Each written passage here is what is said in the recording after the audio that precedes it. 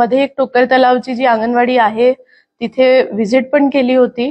अंगणवाडी ताई खूप चांगले वाटले. इनफॅक्ट त्यांनी एक झोळी, आमची जी प्रॉब्लेम होती डिस्ट्रिक्टमध्ये की झोळीमध्ये एक व्यवस्थित चांगली झोळी मिळत नव्हती, तर त्यांनी स्वतः ग्रामपंचायतमध्ये एक टेलर सोबत समन्वय साधून खूप सुंदर झोलीचा निर्माण केला. आणि इनफॅक्ट एक ऑब्झर्वेशन होता की ही एकमेव अंगणवाडी आहे जिथे मुले झोलीमध्ये बसून रडत नाही.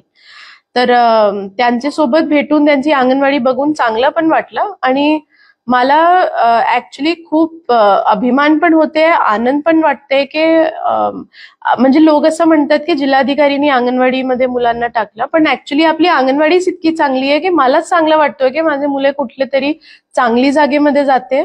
आणि आपण प्रॉब्लेम सॉल्व्हिंग ज्या प्रकारे प्रॉब्लेम सॉल्व्हिंगला बघतो, म्हणजे मला वाटते की माझ्या मुलांना असे लोकांकडून शिकला पाहिजे की एक छोटीशी प्रॉब्लेम सॉल्व्हिंग ही अंगणवाडी ताई जर आपली अंगणवाडीमध्ये करते तर माझ्या मुलांना पण शिकलं पाहिजे.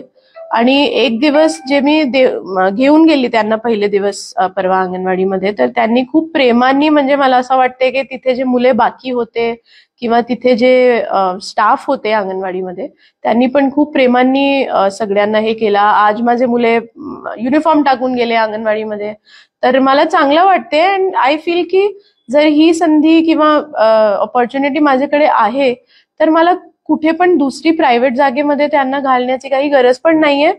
एक टोकर तलावची अजून चांगली जी मला गोष्ट वाटते की स्कूल आणि अंगणवाडी कोलोकेटेड आहे, म्हणजे सेम कॅम्पसमध्ये आहे.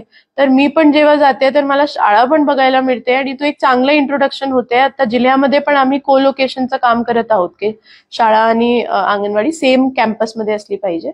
त्यांचं काम पण चांगलं आहे. आणि जाण्यानंतर हा पण कळला की टोकर तलाव गावाचा विकास पण आपल्याला कसा करता येईल. सो कदाचित नॅचरल आहे की आता माझे मुले तिथे जाणार की त्या ग्रामपंचायतमध्ये, त्या अंगणवाडीमध्ये थोडा सुधारणा जर होऊ शकते तर फार चांगली गोष्ट आहे. आणि मग ती सुधारणा तिथून सुरुवात होते की ते आपण जिल्ह्यामध्ये पण त्याचा अंमलबजावणी आणि स्केल अप करू शकतो.